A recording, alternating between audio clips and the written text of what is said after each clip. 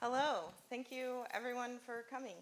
My name is Jody Cavalier and I am the low residency Visual Studies MFA chair, co-chair, and I also am an adjunct faculty here at PNCA. I'm an alum of the Visual Studies program, which is a kind of important detail because I really started engaging in Adrian Piper's work while I was a graduate student. And I'm going to give a kind of introduction for how we got here. How we got here with this amazing work. I was teaching, or was asked to teach a time arts class, which is a foundation level time arts class, and was kind of going through all of the artists who I felt like were influencing my practice at the time, and as a BFA student as well, and kind of putting all of these things together, trying to find not just videos that I had, but also links on YouTube or Vimeo or Ubu Web, and realized that a lot of Adrian Piper's work had been pulled from those places. And I felt that this work was so important and such a big part of my experience that I needed to figure out how to get my hands on it, how to show it and share it with my students. So the first kind of experience I had with Cornered was actually this document here. And this is a scan that Arnold Kemp, the program chair that taught me here at PNCA, gave to us in our contemporary art seminar. So you can kind of see his writing up there. And so I read Cornered. I didn't actually experience the video. But at that time it was actually on YouTube, and so you could easily find it. And one of my classmates, who was also really, really looking and engaging with Adrian Piper's work, her name is Nadia Bice, and she ended up focusing on Cornered specifically as part of her thesis work. And that's the music that you heard maybe as you were coming in. So she created this project called Adrian Piper Cover Band, in which she took excerpts from this text. It's much longer. This is just kind of a screenshot of it. And created pop songs with this intention that maybe they can kind of infiltrate you, and she can create like a hook, and this critical text would be kind of stuck in your head, and it can live on in that way. And that's one of the things that we're going to talk about after we see the work and after we hear Adrian Piper talk. We're going to talk about what is Adrian Piper's legacy. And I think that there are all different kinds of ways that people are thinking about her work and how to extend it off into the world in their own way. So this is a still from the piece that we're going to see, and when I was looking for it online, like I mentioned, I saw a lot of reenactments of it, but I didn't find the original piece. And I kept thinking, oh, maybe in a couple weeks I'll check back and maybe somebody will have kind of leaked it and I can grab it. But that wasn't the case. There were all kinds of different reenactments which were really interesting, but not that original work. And then I went to Adrian Piper's archives site, and this is the homepage for that site. There's a lot of amazing and useful resources on this site, so I encourage you all to kind of poke around and go down a research rabbit hole. Her bio on her page is pretty amazing. It's quite thorough, so check that out. It talks about her interest in yoga and philosophy and all types of things. This is also from that website, and this is a screenshot of the DVD essentially that we're about to watch. And so it has a series of shorts from Hollywood films. It has Cornered, and then it goes into a lecture that she gave. And one of the interesting things about this is that she says that this is intended to be the last time that she would speak publicly about it. And so this is kind of, she's setting it up as a kind of document and controlling how this work is talked about in some ways as being the last time. So I began to be really interested not just in the website, but how things were kind of framed in a very particular way. And then this is the email that I just wrote to her, hoping that maybe there was a kind of special link with a passcode that I could just show this thing in class pretty easily, and you know, doesn't hurt to ask, right?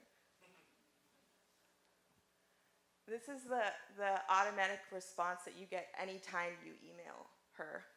And so I thought I'd include that because I think it starts to create this really interesting narrative. I should also say that it's been almost a year since I first sent the emails. I mean, in September, I guess, but it's been a long time in the making. And then this was the email that I got a response from.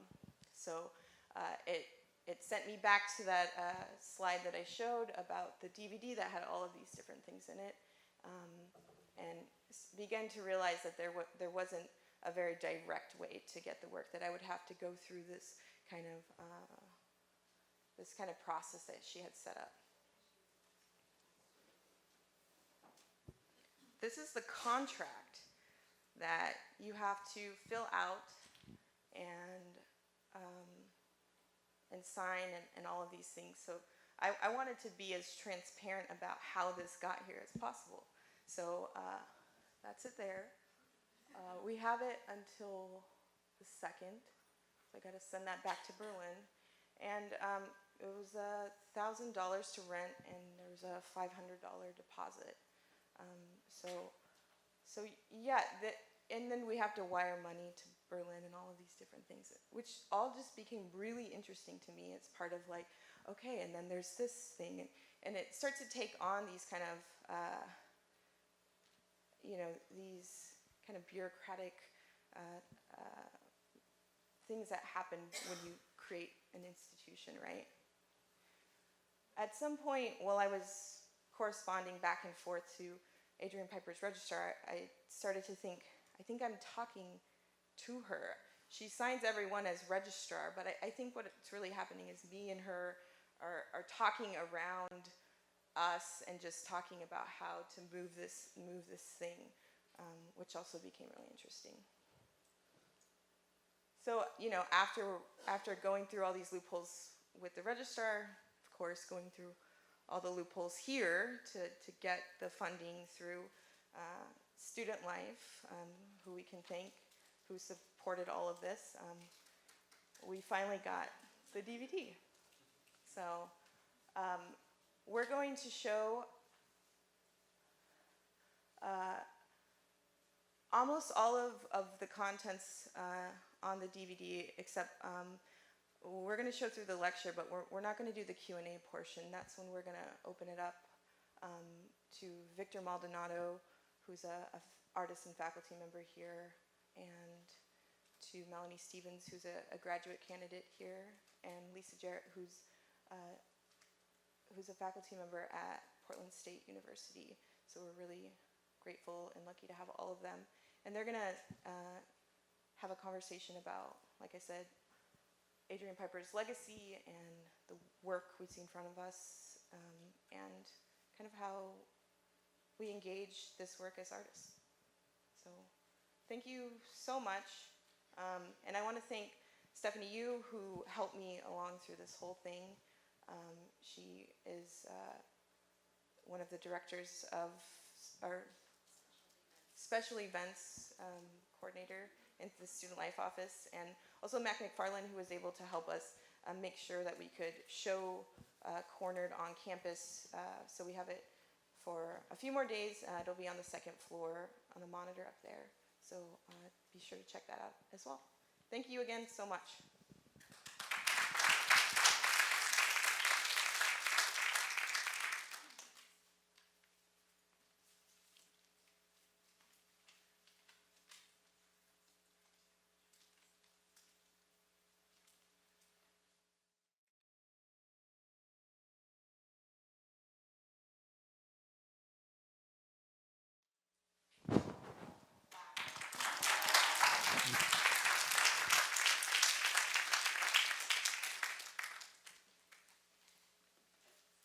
We'll just take a minute, just take a breath.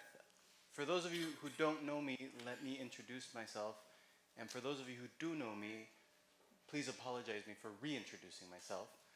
Most of you know me as assistant professor and inclusion specialist here at PNCA, but a couple of weeks ago I had the honor of entering an interim position as assistant academic dean. And I think really it's in that role as an assistant dean of the school that I find most pride in seeing alumni, current students, and beloved guests join us today for such an important and vital dialogue in contemporary art in general.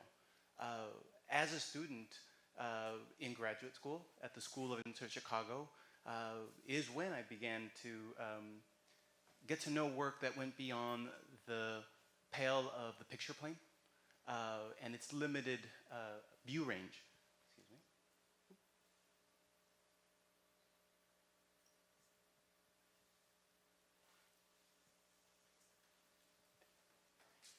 And it was at the Museum of Contemporary Art that I first engaged with Adrian Piper's work. It was the first time that I saw a picture talking to me, not at me, engaging me with a series of questions rather than a fixed point of view. And it was really shocking because as a graduate student, I really struggled to have my work be received other than on purely pictorial terms as a painting student at SAIC. But there is when I really began to realize that race and art connect on a really vital kind of moment where race is an aesthetic construct of power, like cubism, like one-point perspective, that lets us look at the world and organize it in a very discrete and distinct way. And so all those feelings that I had as a non-white person all of a sudden became relevant. I was able to drive dialogue to my work that before then had not been available. And so what I wanted to do today is really introduce to those of you who don't understand race as an aesthetic construct, and to begin to unpack it like we would any kind of aesthetic dialogue. And really build on, I think, the questions that Adrian Piper posed to us. I mean, it's shocking to listen to her questions today more than 10 years ago. Because 10 years ago when I first saw this piece, I thought today was going to be different. And it's not. It feels closer to this nostalgia for the 1950s that segregated us, that pitted us once again against each other. And so today I ask you to gather with me and have a conversation and dialogue with our dear guest, Lisa Jarrett. And I'm going to grab your bio, Lisa, who you'll see up here. For those of you who don't know Lisa, let me introduce you. Lisa Jarrett was born in Morristown, New Jersey, growing up as a Black American who moved with her family to various, often conflicting political climates in cities in Texas, Minnesota, and New York. The influences of her upbringing in civil rights and increasingly so-called post-racial America are apparent in her work, which seeks to confront ideas of racial difference and perceptions of racial equality. Though conflating comparisons of self and other within a racial context are surely not limited to the American Black experience and can be examined in a myriad global racial milieus, Jarrett's work is typically centered upon deconstructing, defragmenting, and in turn reconstructing and reassembling her personal experiences as a Black woman in America into a visual expression that asks viewers to consider their own roles in present-day race relations. I'm also honored to be joined today by Melanie Stevens, who is, like Jody said, one of our current MFA in Visual Studies candidate, but originally is from Atlanta, Georgia, and received her Bachelor's of Fine Art for Political Science in 2001 from Mel University in New Haven, Connecticut. She is currently pursuing a Master's of Fine Art degree in Visual Studies here at the Pacific Northwest College of Art. Utilizing the mediums of drawing, painting, design, and performance, her works are positioned as a confrontation of erasure, beauty, and marginalization. In addition, she creates installations that amplify the duality of people of color, in which the tranquility of silence is often superimposed over violence and brutality. In her work, the viewer is invited to question the structures in which the lives of all people are assigned value and importance based on external physicality as well as the more subtle interplay of culture and class in these hidden equations. So please, round of applause for my panelists who are going to join me up here at the round table.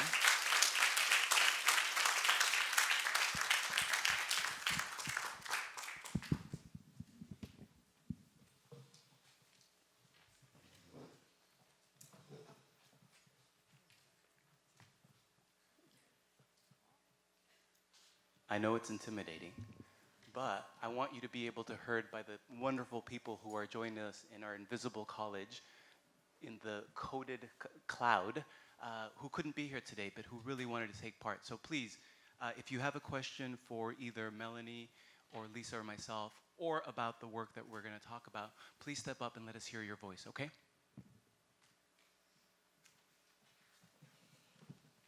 So thanks so much again for joining us.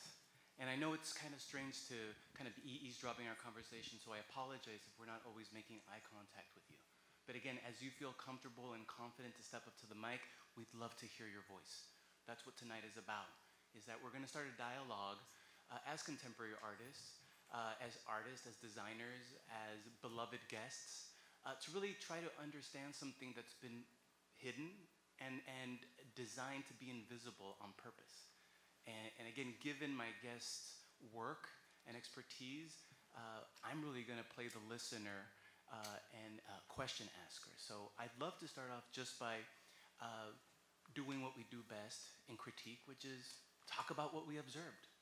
Can you or Lisa kind of talk about kind of some reflections that you had looking at that? I mean, I shared how I'm still shocked that we're still talking about this. But what were some of your reflections? I think I would definitely echo that sentiment. There's this, Adrian Piper was born in 48, so she's 68 now, yeah. Right? And there's something so timely about Cornered, which is 88, right? It's almost 30 years ago now. My parents were also born in 48, and it's sort of, whenever I'm sort of talking about why I find the dialogue around race and identity valuable, I like to remind people my mother went to segregated schools. She tells me stories about going into the backs of restaurants. Like, this is in my mother's, this is not my great-great-grandmother, who, by the way, was born into slavery, right? So it's a really interesting thing to see how timely this work still is.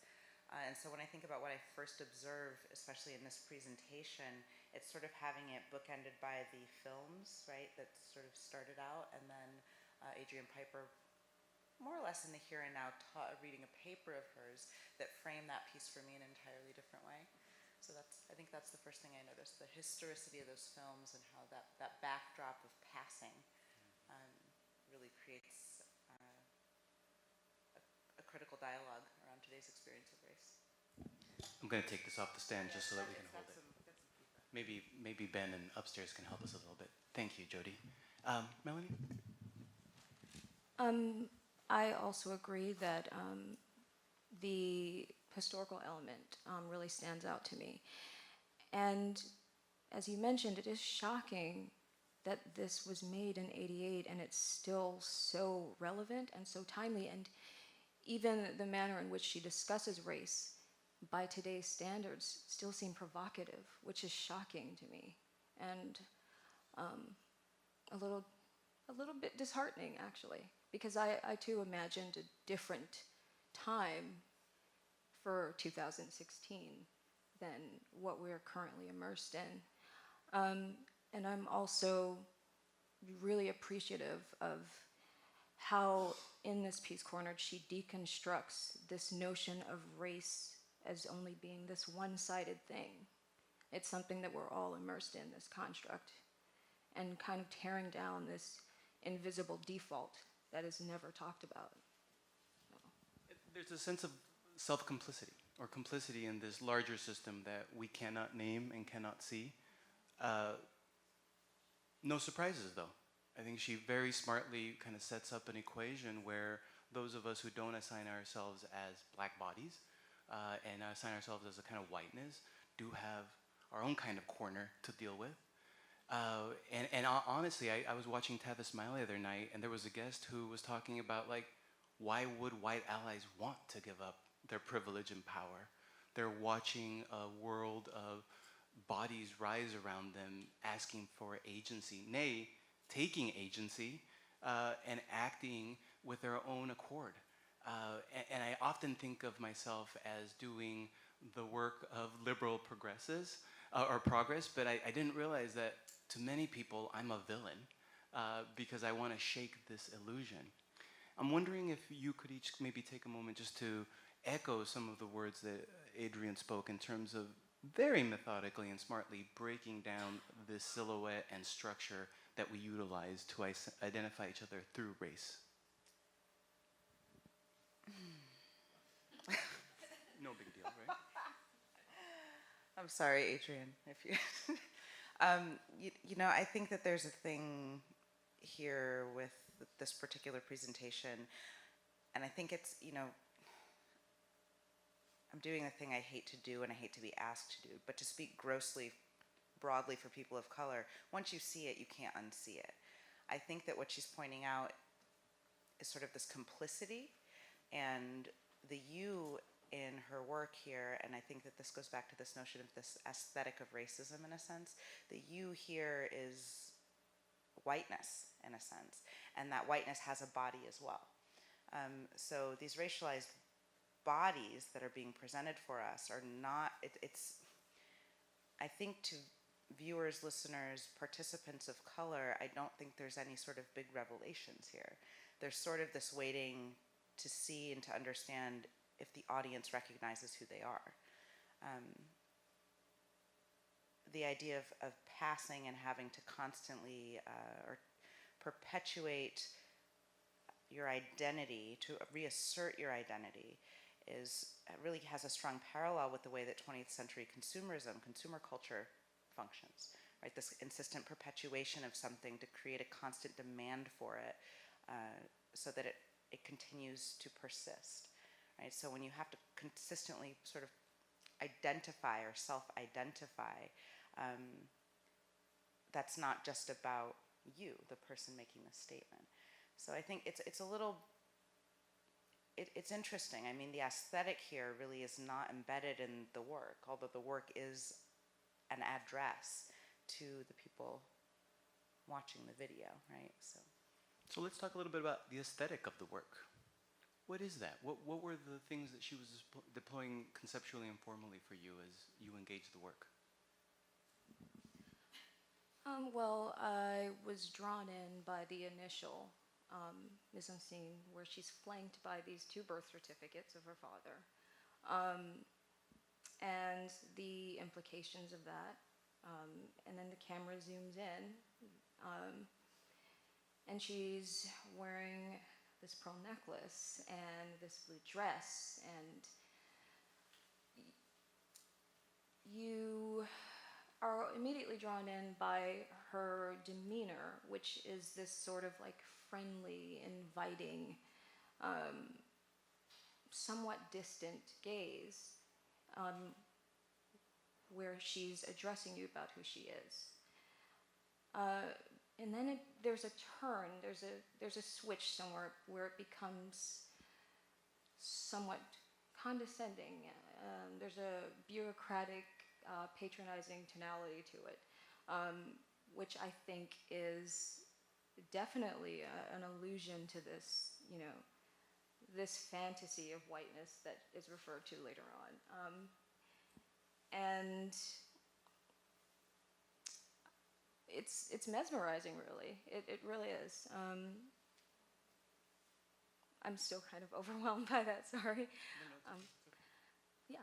So. Well, I'd love to hear more about your idea of the fantasy that she's getting into, because I think one of the things that connects her practice with your practice is you draw a lot from popular culture, and not only the stories that it tells, but the stories it chose not to tell. Can you talk a little bit more about that as you process it? Yes, well, actually, I think this connects pretty well to this question you asked earlier about, like, why would someone who inhabits a body that is seen as white choose to relinquish this? And I think what she's implying in Cornered and what she's talking about more directly at the end is that this fantasy of whiteness, this American escape, it's all an illusion. It's an illusion that perpetuates silence, forgetfulness. It's an inauthenticity of living. And I think that there is definitely a great benefit and advantage for all of us as Americans if we choose to unpack all of that, if we choose to look past this fantasy and see what's behind it. And I think that the commodification is the thing that fills this emptiness. So it's this cycle, this perpetual cycle that just kind of goes around and around. So, yeah. And I think maybe too, it's why we have these gross kind of generalized statements or ideas about each other, because we're drawing so much of our critical apparatus from the industry, this advertising, news industry, right, where we believe we're receiving truth, absolute truth, and maybe trust the context of the museum, of the bank, of the church.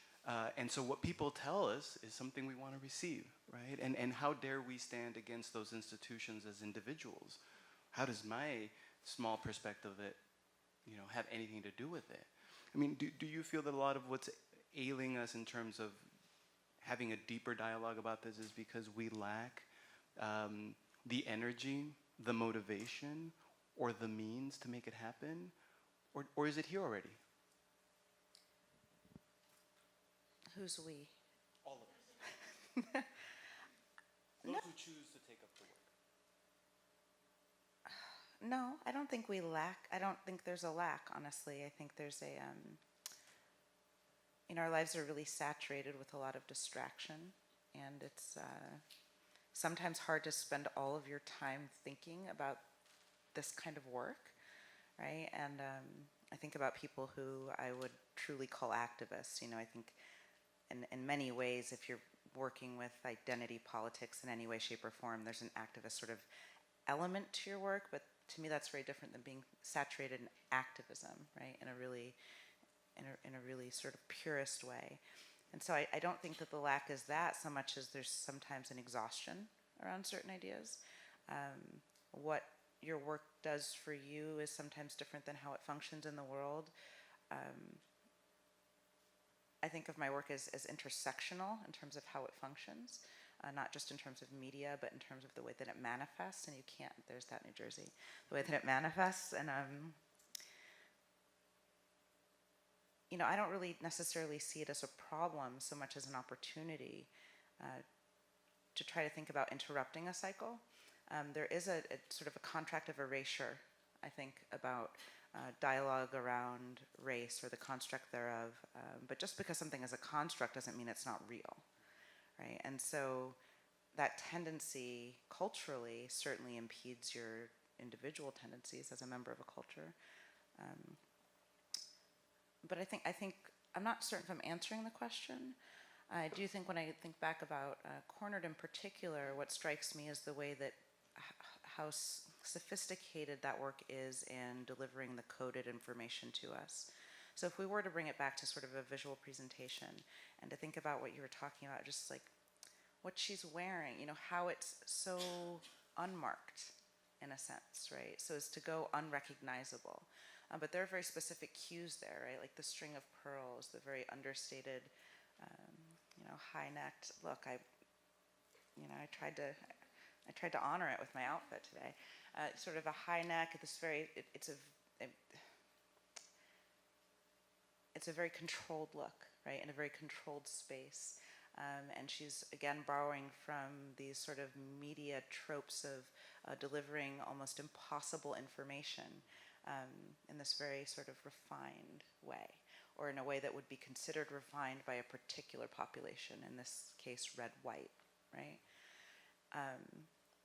We would not consider that as a marked methodology or way of delivering this kind of content. It reads as unmarked, right? And so I think that the way that the aesthetic is functioning in this piece in particular is a very interesting sort of metaphor for how many people that do work navigating race in their practice actually happens, right? Where sometimes you're borrowing from the cues of the very thing you're critiquing. And in this case, the disruption happens on sort of a unconscious level, I would say. Although knowing Adrian Piper's research, it is all probably very conscious, right? This is not the first time we've seen her do work like this. And it's also sort of in the linguistic aesthetic. And I think it's a mistake to talk about her work and sort of not address that as well, because I think it's so present. I'd love to know what you guys think about that. I think that's one of the things that I responded to creatively as well, is that she had found words that seemed impossible to comprehend, but then if you do, you are intelligent enough to receive it. I mean, emotionally intelligent to see beyond that.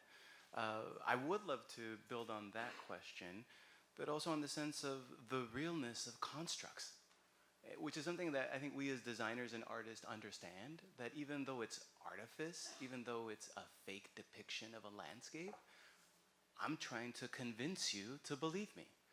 And so a lot of what I see her criticizing, I deploy as well as an artist constantly to get you to think like I do, or to open up your thinking, or to get you to think something else, to change your mind, which isn't easy anyways. And when you introduce a word like race, it immediately creates triggers for people. So I think that's another surprise. Every time I hear you all say interesting, I think the word suspicious, right? It's suspicious that these things are still occurring around us. It's suspicious that we still can't navigate beyond this fantasy world as Americans, as permanent residents, as migrants and visitors to this place. There is that fantasy that honestly, as an artist and designer, I'm fascinated by. Racism is a kind of cubism that does the opposite of this movable perspective, right? Racism is almost... Tell me about racism as a kind of cubism. It's almost the antithesis of cubism. So where cubism really plays with this fluidity of perception and the fact that as we shift our perceptions in space and time, things don't appear the way that they look in static pictures. I believe racism really makes use of our ability to make fixed pictures. And it's difficult to move beyond a fixed picture of somebody when I don't ever meet them in person. When all I see is their avatar on Facebook, when all I see is their broadcast image on television or in a movie, it's not the individual that I'm engaging with that could change my mind. And so I think for me, that's why I tend to see cubism and racism as different visual tools. I mean, do you want me to open up my eyes, or do you want me to close down my eyes? And I think that's the kind of queer definition of racism that I would like to introduce. What do you think about that? You can disagree. Maybe it's an impressionism rather than a cubism? Sure, yeah. That's a very heady question. I mean, we've had discussions about this before, about the politics of aesthetics and that sort of thing. To bring it back a little bit, though, to get back to the linguistic aesthetic, though, because I am fascinated with her use of language in Cornered, and the employment of pronouns sprinkled throughout, just used as a device for implication. I thought that was brilliant. How just the way that she structured this monologue, and how it was worded as, this is not just my personal problem, it's our problem. So what are you going to do about it? And I think that it started as her talking about herself, and she moved through making it all of our problem, and towards the end, she basically gave all of that away to the viewer. And I just thought that was brilliant. It was a brilliant linguistic device, and I just applaud her use of language there. I'm curious about how you felt about that. I think for me, again, I think what I'm sussing out is that maybe racism is one of those isms, like Cubism, like Impressionism, that relayed the kind of rising middle class bourgeois. And I think we haven't really been able to critique it as this cultural construct like a style, right? That we approach each other. So I think for me, even making art with words was something that was anathema to the art that I was being taught in MFA, right? It wasn't like you didn't need to talk about the art if it did its job, right? And the words were this extra thing that you had that excused the work. Or again, there seemed to be this easy division in art and art education between text and context. And a lot of people asking, not to be told what to think about the artwork, not to have it explained to them, not to put into context in terms of our life experiences that dealt with it, but to really leave it in a vacuum and let me figure it out for myself.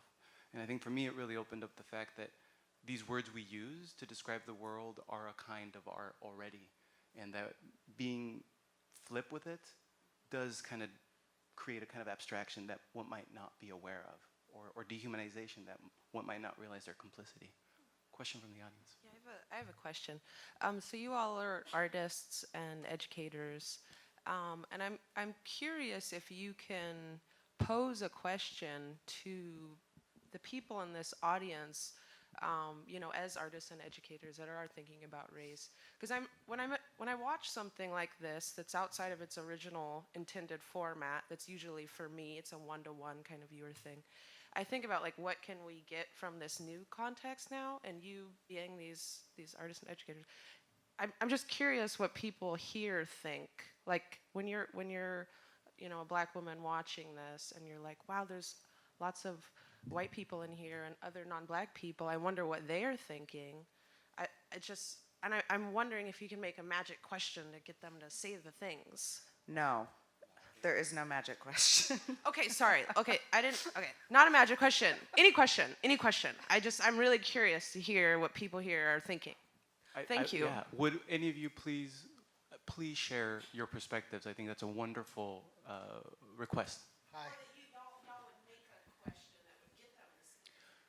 Hi. What were your impressions of it? You know what? I very moved at the linguistics of it. Like you said, it's your problem, it's our problem, and then she took us on this journey and just I'm black. I guess I'm black. But it was just moving. I felt uncomfortable. I felt it's just very moving, and yeah. Do you feel that part of the power of the piece is that it allows you to feel? And does it give you time to feel beyond what you're capable of? I was just reflecting, and no time at all, because it just kept going, and I was just like, I was hanging on, and then I don't know. I don't even know if I'm making sense, but it's very moving. Very moving. You do. Interesting. Yes. Thank you. Thank you for presenting this. I have another question. What brought you here tonight to see this screening and join this conversation? My daughter. Well, Thank thank you. you. Anybody else? Please. Hello. I get here. Yes. Hello. I felt it very inspiring and kind of hard to deal with, because I feel like it arcs back to a past which I have not been brought up in that experience, so my perspective is more so perhaps disengaged. But I was very moved by her words, and especially yours as you were describing kind of Cubism. And I was thinking, like, how do we get past this and actually see the human being and not be caught up in these structures which are not our own? And I was thinking, like, perhaps the way is through language. Perhaps seeing language as like two circles, concentric, like one that leads outside is a dialogue that we kind of rely on, which is objective and we share, and therefore is more so racist because it's created by this culture, something we rely on how to connect with each other, but these are not our own words because we rely on this dialogue, which is given. But when does this break down? When we make a connection with the human being, when we lose the slow time that the objective world has, and we forget the person in front of us and get caught up in sharing our experiences, the shift which you were saying, from this image base, which is, slower, more observational, we're more so looking at the person, making judgments, codified, relying on stereotypes to understand that person. But when this forgetting happens, when you go deeper into the concentric circle, which is more so based on more fluid, more spontaneous speech, when we're sharing, when we forget the person, how they look in front of us, and the nature of language becomes more speed, because it's not based on those significations, which are more so slower, more so observational, but get caught up in just expressing and talking without creating a delay or creating like an in-between, setting thought in between. And we get past that image, which is cultural based, which is perhaps what I was taking from your data or talking about, and get more sharing and just like talking, and we forget who we're looking at, and we just destroy those blinders, those perceptions, and we just start just talking, which is seeing the more human right in front of us. That's true. That's true. Thank you. That makes me sort of kind of go back into that place of thinking about language. And I think if I were going to ask a question of the folks in the room, it would really be about how relatable this work is for you, right? And how, and it's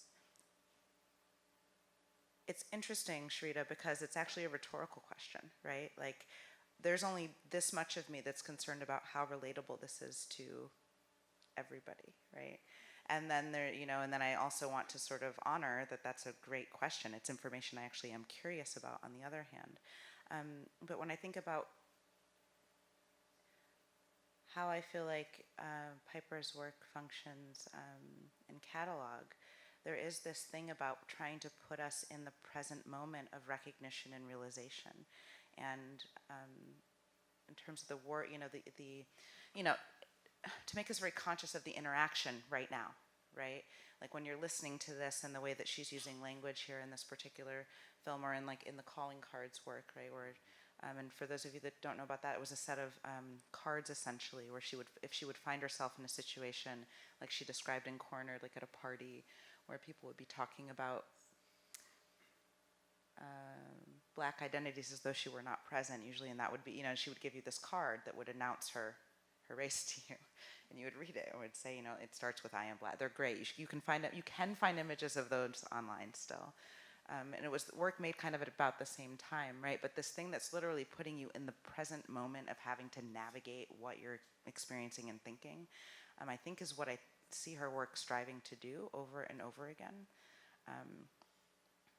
Putting you back in the body in your own awareness of the moment. So I guess that's my real question, like how relatable is this for people? And, what does it leave you thinking about? She closes with a question, like, what are you gonna do? And then there's like, welcome to the struggle. And I mean, it's so epic, right? There's no talking back to films in a room like this, which if I were in a room of all black people, we would definitely be talking through at her, with her, to her, silent. So that's interesting. I'd love to know what people are left thinking about. Like, do you feel good, bad? I am fortunate enough to have engaged in some discourse like this with Melanie, especially. We've been in classes together. And I think one thing that I'm recognizing when issues like this come up in a class, in a critique, in society in itself, especially with white people, the one thing that I'm noticing is that we have silence. And silence happens all the time. And the first step that I think is to smashing that silence. And that's why I'm standing up here right now, talking about this. I think what I appreciated most about Adrian Piper is how unapologetic she is. It's a sense of urgency that's relatable across time. It makes it feel like it happened this morning, yesterday, in 1988, 1950. And as far as what you've been talking about, Victor, with this idea of cubism, it's an interesting idea because to me, you have this idea, it relates to me with one-dimensionality. It's the sort of society we've lived in for quite a long time, this one-dimensional society. And it creates these images and it creates these threats, right? And the more that we are tucked away in these roles, the more that we have these vantage points that we look at that. And I think doing things that are very uncomfortable, like getting up and smashing that silence, creates new perspectives. And I don't know if that's necessarily an answer or not, but Definitely. it's an attempt, you know. Well, and hearing your voice and seeing your body respond to difficult things, it's exhausting to be part of something called a struggle, right? Unless you're on the right side. And I think that's one of the things that a fixed perspective never lets us understand. What side am I on? Am I on the inside or the outside? I can't tell. So I say dumb things all the time just to be Dada and to have people laugh at me, right? Because the best way to get over this heavy feeling of having to carry this weight of like undoing the institution by yourself, I mean, you need company. You know, you need friends. You need people to tell you, you're wrong. You got to look at it this other way, right? You know, that sounded funny, Victor, but it made no sense. Re-explain yourself.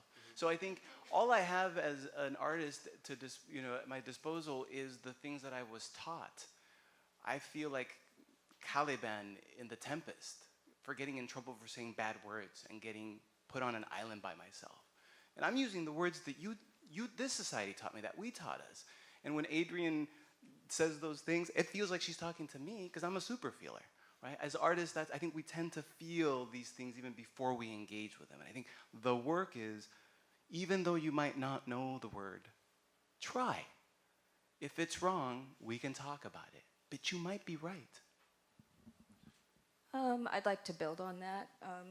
As Adam mentioned, as someone who does work that is inextricably about race and intersectionality, I do get a wall of silence, and I think that one of the byproducts of this commodification of the fantasy of whiteness and everything that entails is that people are just afraid to be wrong.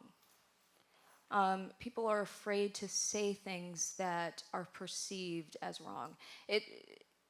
And I talk about this a lot with my friends.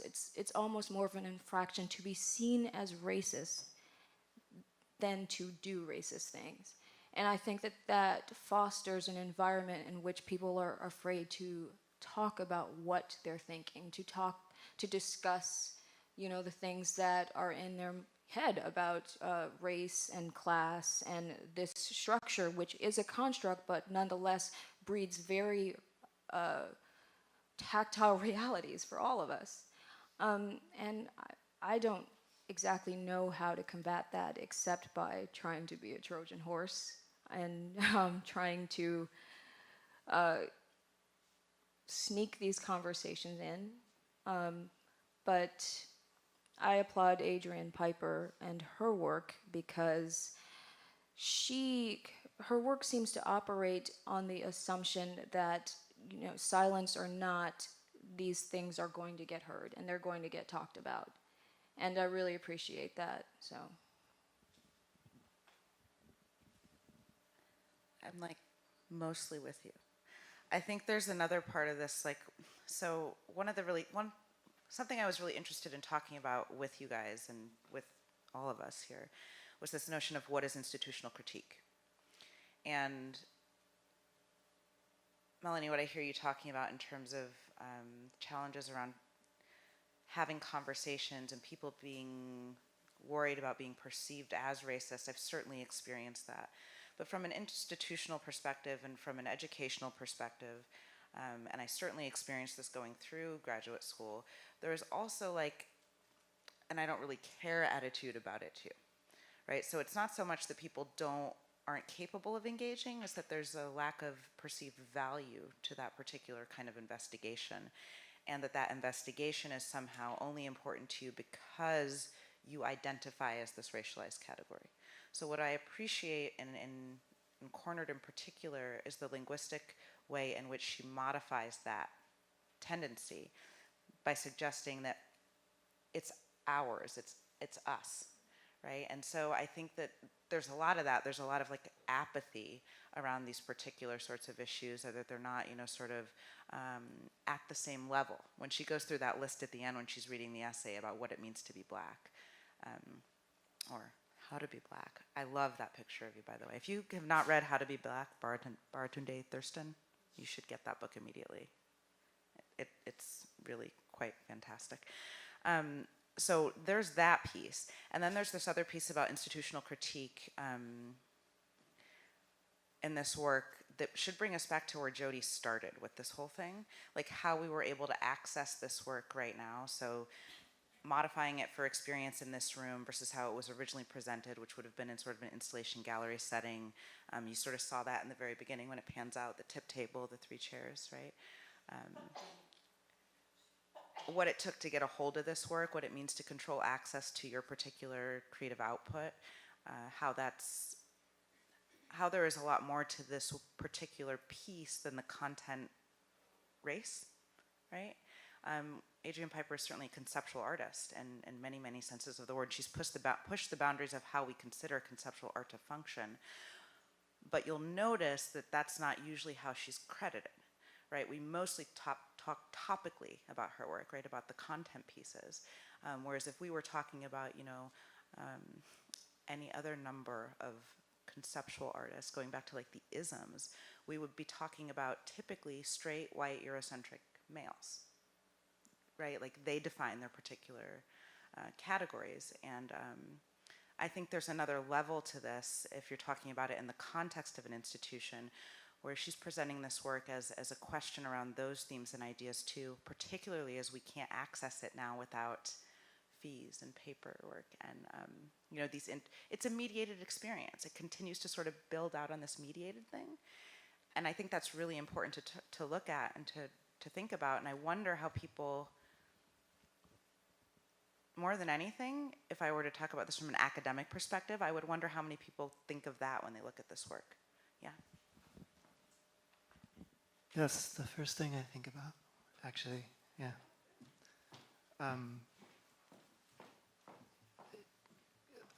I want to talk about Cubism, go back to that for a second. And that was a, yes, it's a white male game, but that comes from modernism, and that came straight out of Africa. And those, they stole it. And so there's that. The second thing I would say is, and I feel incredibly vulnerable right now,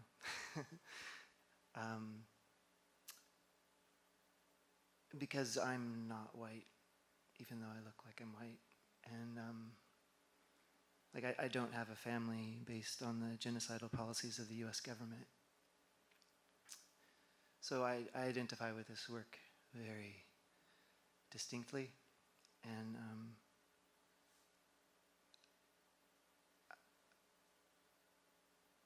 I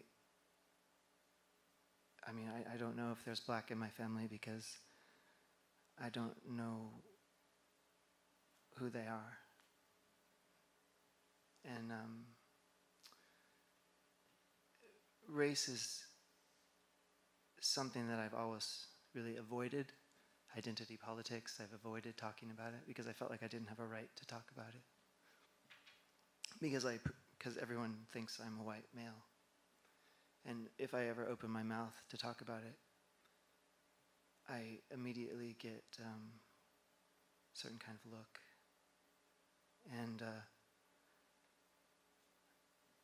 I don't know what to do about that, but I've recently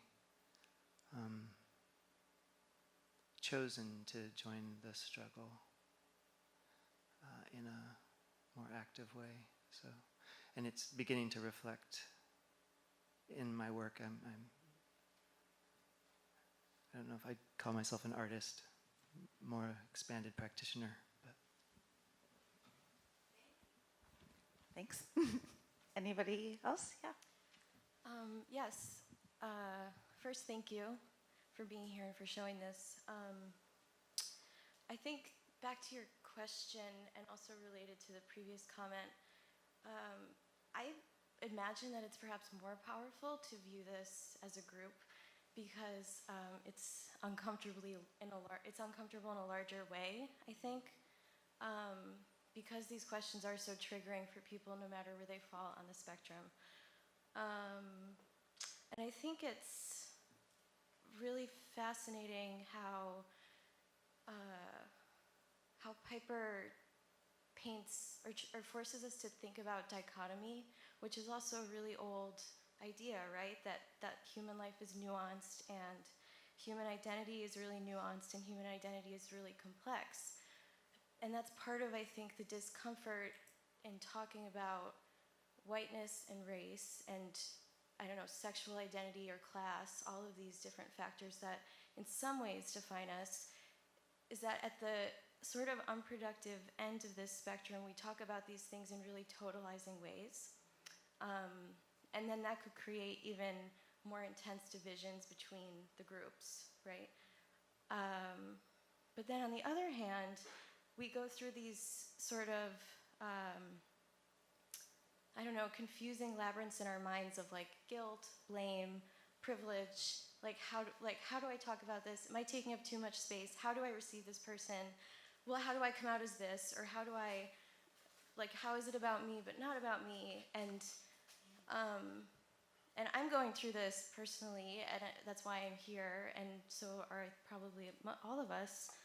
And my personal reflection on it is to just kind of not try to reduce it all down to an answer or like a walk away status, but just to kind of like hold that space, like this cliche phrase now, right? Hold the space of all of the competing discomforts and all of the, and that is the struggle, but like this, it doesn't even have to be the struggle. These are just like the questions of our daily lives, right? As being interconnected in that, but not thinking about things in such divisive ways or totalizing ways. Like, can we sit with the discomfort of identity politics without essentializing that?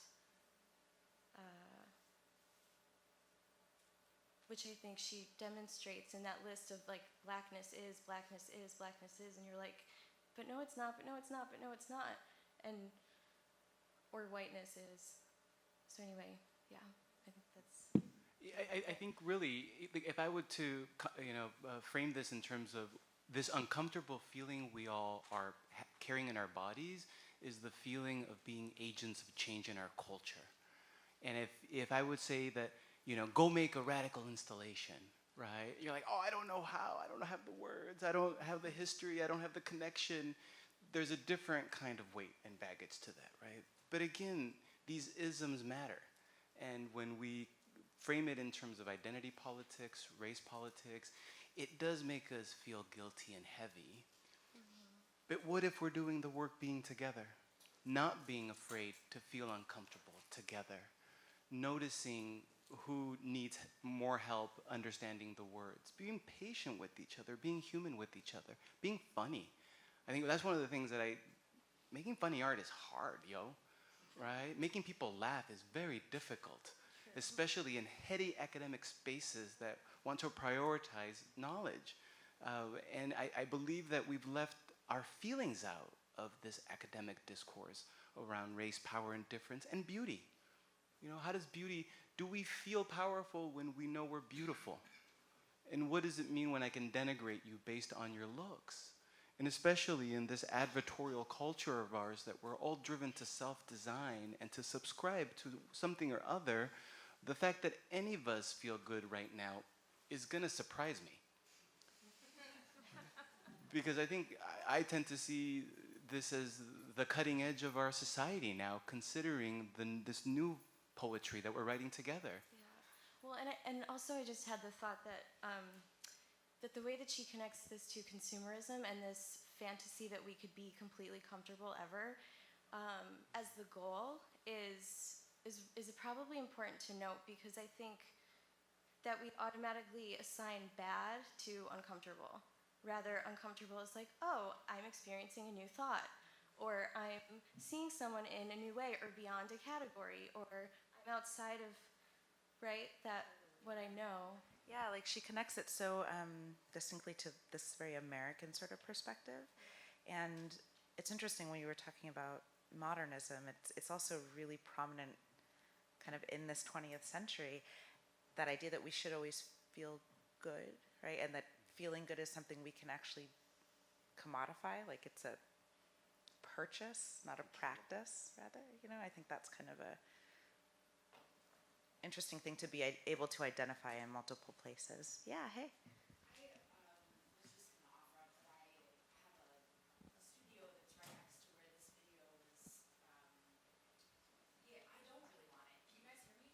Yeah, yeah, it's okay. Okay.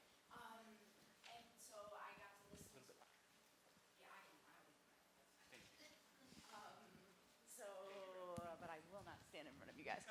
So I was able to listen to this video with headphones on, and it was like in the middle of a work day for me, and so I just like on my way in between the print lab and my studio, I like stood there for transfixed, like you were saying. It's mesmerizing, Melanie, you said that, and I was like, yeah, I totally agree. And then I put the headphones down and I went back to what I was doing, and every time I walked into my studio for what feels like about 3 weeks, but it might not have been that long, she was just looking at me. Except for she was the only one holding me accountable at that point, right? Because like I kept telling people, like, you have to watch that video. Like she looks at you every time you walk by. Like saying it still, but you can't hear her, and you're like, I'm ignoring you kind of, because like, and then watching it here was really a very different experience, which made me think about how it's kind of a shame that it's locked away, or however the language I should be using, like that it's hard to get to have in a space like this, because this discomfort is a very different feeling. And I've been in situations like this, and where I've been in a group where, you know, as a white person, like that I felt like I either should speak or I actually really shouldn't speak, and I've had a very uncomfortable experience with that in this very room. And I guess I'm coming at this, I came here and I was, you know, it's made me uncomfortable to speak in like any setting that's public, to say the wrong thing. And also, I guess the conclusion I've sort of come to, for better or for worse, is that I don't think that it matters what I say, that I come here to listen. And like, I want to know what Sharita was thinking, and I want to know why she left. And yeah, and I feel uncomfortable.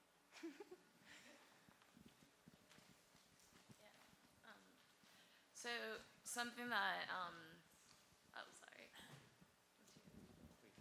Okay. Anyway, so I'm in the program with Melanie, and we talk about this every day, all the time, every minute. Like, I feel like everyone who's around us are exhausted and annoyed of us talking about race and privilege and all this stuff, and I get it. I'm sorry. But it's just like weird to be in the position of like convincing people of your humanity. And I'm just curious to know, like, how much do you educate your audience about your humanity?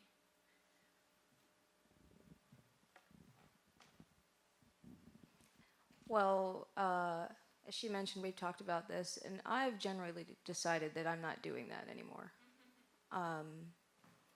I'm much more interested in examining and interrogating the structure itself, and this idea of that creates this dichotomy of whiteness and everything else. As an artist, I am no longer interested in proving anything to anyone about my identity. I know that inherently all art that we create as artists, it is a portrait of some sort. But in terms of, proving what blackness is or isn't, that's not really something, at least in this environment, that I want to pursue at the moment. I'm much more interested in the invisible structure and why and how it came to exist.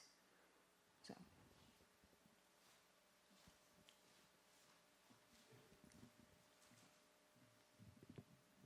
This mic feels weird up here. Yeah, do you know how to do that professionally?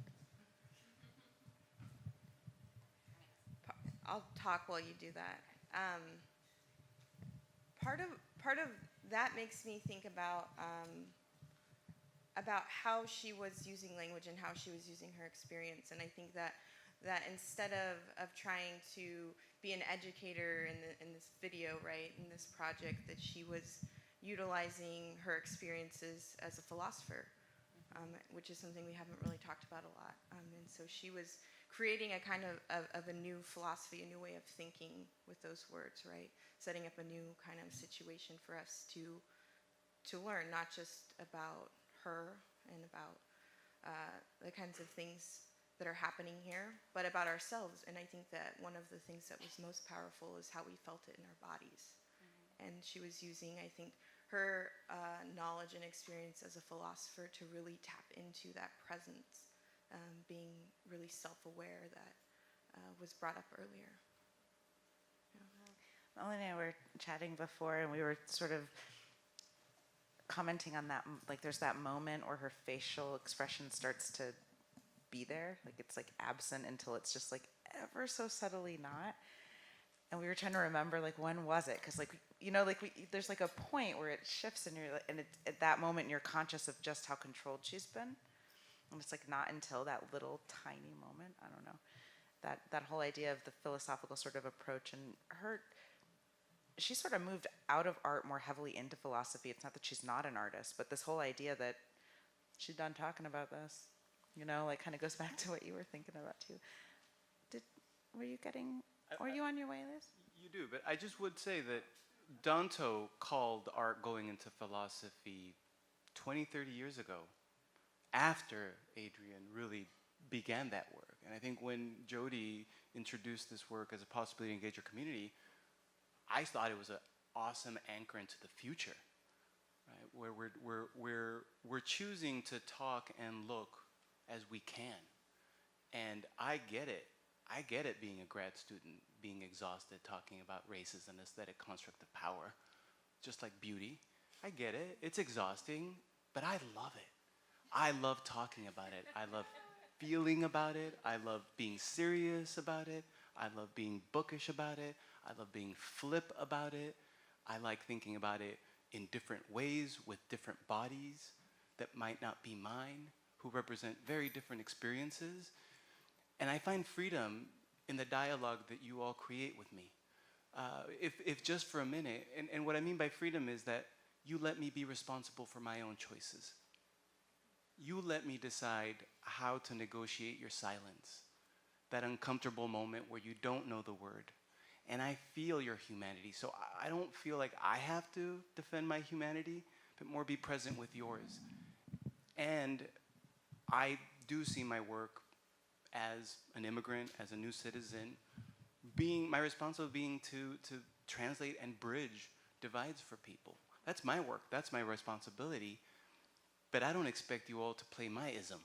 I'm not interested in isms. I'm interested in this notion of contemporary art not being an answer or a fixed image, but a question.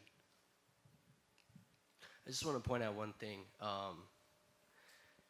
with Melanie especially, because you put an image up in the beginning of when she did something called Black Table, which I'm hoping that everyone in here had taken part of. And I think it's really interesting in your response to Angelica a minute ago, because thinking about your work and thinking about what you did with that is that you're posing questions to people, to anyone. and it's free for you to engage with it or not. And what I think Melanie did was open up something, allow a system to reflect itself, allow people to reflect within it. And if anyone has the internet and the ability to use it, you should really check out the results of this project that she's been working on, because I think it gets to a sort of kernel of truth that even discussing it right now sometimes is hard to get. And so you should discuss with her later the address of that page to see exactly what had come from that. Cool, thanks. I think we have time for maybe one more question or closing remarks maybe. Lucy, we're sort of... Lucy can be my closing remark. Will you make my closing I remarks? can't. Thank you. Yes. Did you write them down? No. You can perform them for me. I'm hearing people's voices quiver into the microphone and was wondering if my voice was going to quiver in the microphone, and was thinking about even just this physical setup of the space, of all the chairs facing forward and you guys there with the lights shining on you, and It's really, like, it's hard to see you from there. great. And in relation to Cornered, how aware she is of this context of contemporary art institution. And so I was feeling myself implicated as an artist and feeling my own privilege of even being here to watch this and engage in the conversation. And that in relation to language and even like learning language and learning the ways in which to build an argument and then break it back down and build it back up again. I was really just hyper aware of her extreme ability to do that.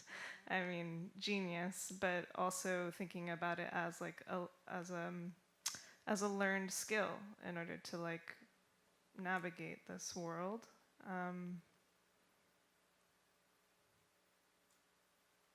And relating that also to her, you know, giving us this this whole caste system. I have to listen to it again, but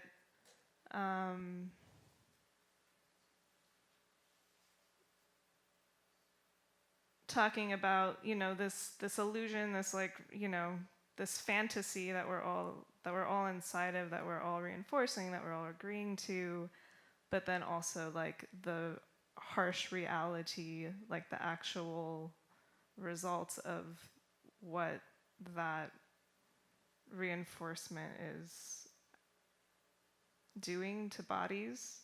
I don't know, just made me think about what is reality? I just will quickly say thank you so much for having me, and it's been great to have a conversation and be a room with you guys, comfortable or as uncomfortable as it may have been for anybody. So really that's it. I think we're running short on time. Thank you, Jody. I'd also like to reiterate thank you everyone for coming and watching this very important piece of art with us and speaking with us. I've learned some things, so. I would say that it is this thing called reality that we all gather to look at every day. And I need your help, and I need your eyes, I need your experience. And though I may come off strong sometimes or wrong, you know, hopefully you'll come back and engage me, right? There are, again, hearing cubism and racism used in the same sentence is jarring for people because it makes no sense. I'm an artist. I'm healed in surrealism. And why can't we treat this life that we're feeling that is made in this advertorial way in the same way that we deal with a dolly, right? And make fun of it. See, it's kitschy, y'all, right? It's camp. It's superficial, and it makes us all feel so uncomfortable in our bodies. Right? All of you are seeped in the traditions of the Dada artist who can upset these flimsy, what we call them, illusions, ghosts, pictures, this ability to say words that have more than one meaning is something that was made aware to me as somebody who had to learn English and was confused by not knowing what people were saying. And I think what I would tell you is that I'm at the place where I realize what a hypocrite I am, practicing the arts and designs, and how hypocritical humans are in general. And our language relays that hypocrisy, is that we cannot fix meaning to one place, to one context. It shifts and moves with us. And we seek aesthetic resolution, respite from our humanity. And so I would encourage you all not to give up your humanity in the search for this other place that racism and power in America has created for us. I need you to join, not in the struggle, but the joyful labor of being alive with each other.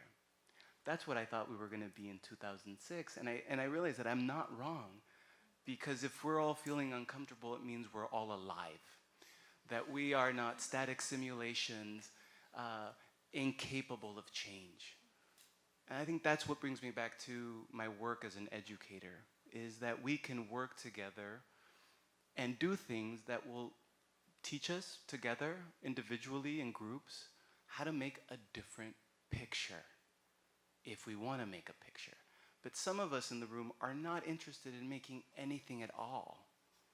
And we're trying to make that, right? There's better questions. There's deeper searches that we need to do that I think are the real problems that we need to get to. And I think hearing your voices quiver in this mic gives me respite. It's late at night, I've been working all day, but I feel more alive now than I did this morning. So I thank you for your patience, and I thank you for your imagination and your creativity, because it really, I think, is the fire that this institution uses to glow. And know that, like any institution, it's just people. It's just people behind doors. And if you knock and they open the door, use all your creativity and imagination to change the picture. I have full regard for each of you and your intelligence and strength that you can do that. You're artists, you're designers, you're flexible. And it's not that strong. We just think it is. So please, continue engaging us in this dialogue. Thank you all for coming today.